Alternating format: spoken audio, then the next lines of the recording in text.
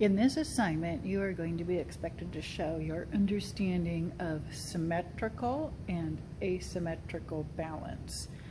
You are going to be making two small artworks, and I mean like finished artworks, not sketches, where you have your drawing, painting, or collage going all the way to the edges, very minimal white space, if any at all, and if you do have any white space, it's intentional, and maybe you even painted it white, didn't just leave it white.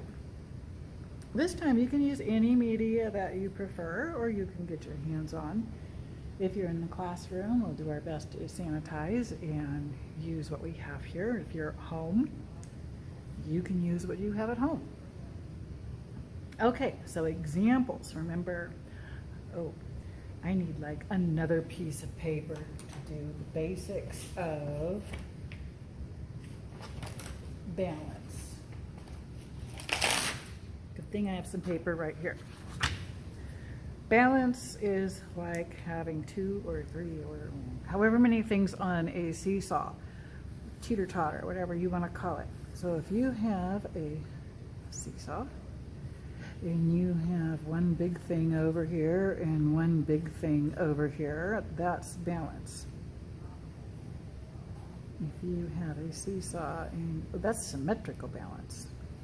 If you have a seesaw and you have one great big thing over here, a whole bunch of little things over here, that's asymmetrical balance. Of course, that's like the most simplified version of balance that there is. So in artwork, it's going to be quite different. So I have some examples for you to look at, and I brought the ruler over so that we can see sizes. This one is essentially asymmetrical. I mean symmetrical.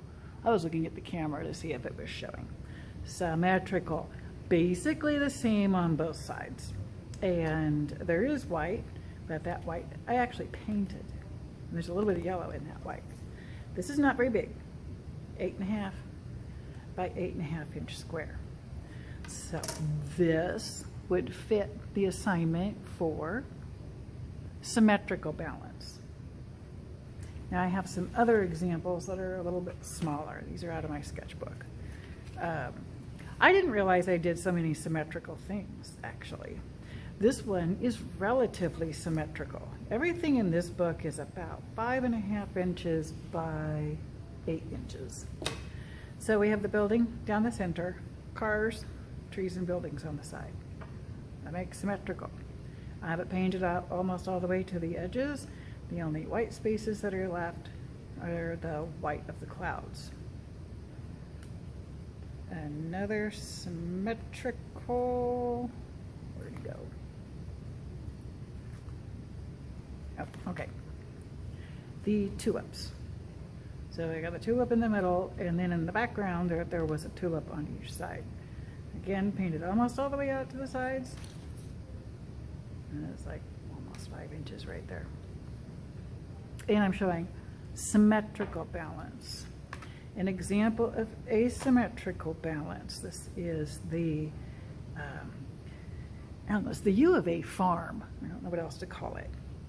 I have a whole bunch of little building-y, construction-looking things over here balanced against the organic tree on this side. So that's making balance.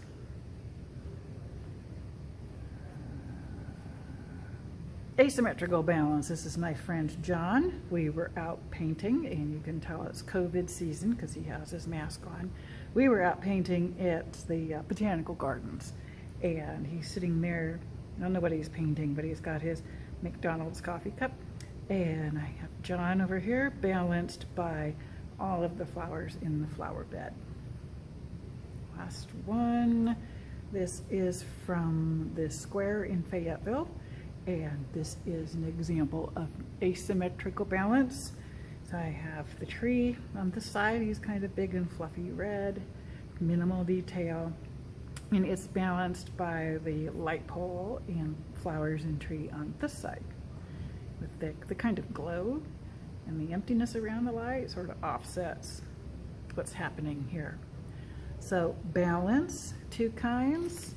Symmetrical, where you have about the same thing on each side, and asymmetrical, where you have different things on each side. And you can review the PowerPoint that I had on the other day. And the code word for today, for those of you who listened all the way to the end, I want you to type in the private comments, just type in taco. And then I'll put points in for those people who listened all the way to the end. Thank you so much.